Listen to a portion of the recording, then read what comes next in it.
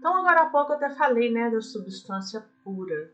Substâncias puras, elas têm propriedades físico-químicas constantes. Quando se fala de substância pura, a gente fala de água, mas não cometa o erro de pensar que é a água que você toma para beber. Considere-se como uma substância pura, mesmo a água, na sua forma pura, sua forma destilada, tá? E porque a água que a gente toma, ela até no processo de tratamento dela é adicionada algumas substâncias químicas, né? Para tratar e no caso até para prevenir algumas doenças. Se não me engano, aqui no Brasil é adicionado iodo para evitar o bócio, uma doença chamada bócio, ok? Então, mais importante aqui, gravem que é importante diferenciar o que é uma substância pura e do que é uma mistura. Então vamos lá, paciência, acompanhem comigo. Ó. Uma substância pura, como o próprio nome diz, está pura, ou seja, não está misturada com outra substância ou com outras substâncias. Então eu tenho a água destilada lá bonitinho. A partir do momento que eu coloquei um pouquinho de sal, é uma mistura. A partir do momento que eu tinha água, tratei ela, seja no processo de tratamento de água, tratei com qualquer substância, já é uma mistura. A própria água com gás que você compra para beber, água mineral com gás. Ali eu tenho ácido carbônico dissolvido, por isso que ela é gaseificada. Ali não é uma substância pura, você está bebendo uma mistura, ok? Então, o que vem a ser uma mistura? É uma porção de matéria que corresponde à adição de duas ou mais substâncias puras. A partir do momento que elas são adicionadas, deixam obviamente ser substâncias puras e passam a ser substâncias componentes da mistura. Então, eu vou fazer uma salmoura. Água mais sal. Aí, quais os componentes dessa mistura? Água e sal. E como eu disse para vocês agora há pouco, eu vou ter dois tipos de misturas. Misturas homogêneas, que tem só uma fase, e as heterogêneas, que tem duas ou mais fases.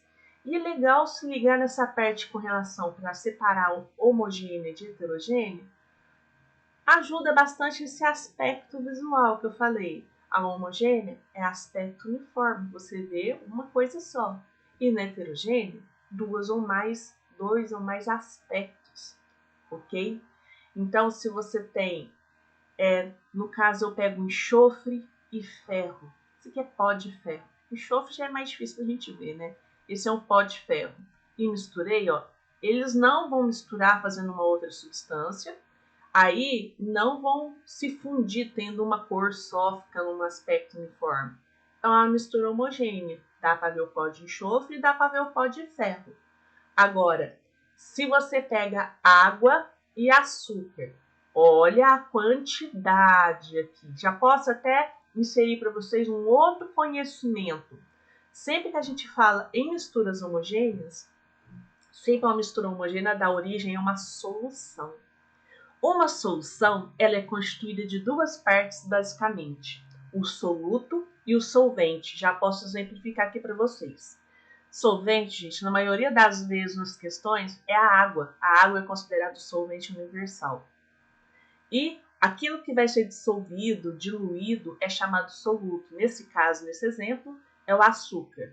Aí, aqui, cuidado, então eu coloquei água e açúcar, fez uma mistura homogênea. Entrando, então, dentro do conteúdo de soluções, cuidado. Então, na química depende muito da circunstância. Se eu pegar, então, 1 litro de água e colocar 1 colher de açúcar, beleza, eu fiz uma mistura homogênea, ela vai ficar com aspecto uniforme. Mas e se eu fazer o contrário? Se eu pegar 1 colher de água e colocar Não, 1 colher não. Se eu colocar o mesmo litro de água e colocar 1 quilo de açúcar, vai conseguir dissolver esse açúcar todo? Não vai. Aí vai ser uma mistura heterogênea. Então você tem que analisar bem a situação, tá? Aí aqui o exemplo mais manjado que existe, água e óleo não se misturam. Aí você dá para ver a água e dá para ver o óleo, é uma mistura heterogênea, certo? Aqui a gente tem, toda vez que tem um esquema assim, ó, é um organograma, né? ajuda vocês a raciocinarem. Então, eu tenho uma porção de matéria chamada sistema. Sistema é tudo aquilo que você se propõe a estudar. Na biologia, fala-se muito aos sistemas, que você tem o sistema circulatório, respiratório, ok? É aquilo que você se propõe a estudar. Aí, nisso, eu falei para vocês que no sistema eu vou ter dois tipos. Pode ser uma substância pura ou mistura. A substância pura, ela também pode ser homogênea ou heterogênea.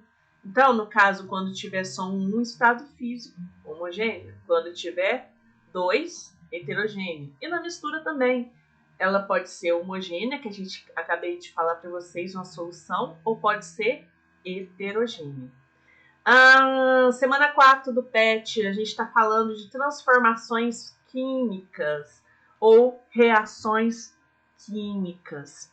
Aí, gente, ó, reação química é um processo em que novas substâncias são formadas a partir de outro. Vou ter que voltar um outro termo que é interessante. Existe fenômeno físico, fenômeno químico. Guarda, no caso, ó, reação química é o mesmo que fenômeno químico. É que novas substâncias são formadas. Agora, já no fenômeno físico, eu não tenho nova formação de substância. Exemplo, a água, aqueles processos lá de mudança de fase. A água é gelo, ela derrete e depois vira gás. Vai deixar de ser água? Não, é fenômeno químico. Agora, se eu pego... ali eu pego um copo de água, coloco um sorrisal. Vai ter formação de bolhas ali e tal. Vai estar mudando ali a água, porque está sendo adicionada uma outra substância e tal. É uma reação química, é um fenômeno químico. O processo de respiração, que tem toda a equação lá e tal. Você inspira gás oxigênio e expira gás carbônico. É uma reação química, é uma transformação química, certo? Aí nisso, como que eu sei que existe reação química? Aí eu tenho ali algumas evidências que podem ser utilizadas as propriedades organolépticas, outro termo que foi tratado no PET.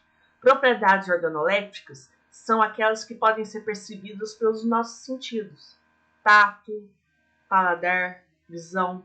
Então, evidências de reação química. Então, no caso, está listado aqui para a gente encerrar essa terceira parte. Liberação de calor. Coloca fogo em qualquer coisa. Acende o fogo lá do fogão, coloca a mão lá. Sempre o processo de fogo na química a gente trata como combustão.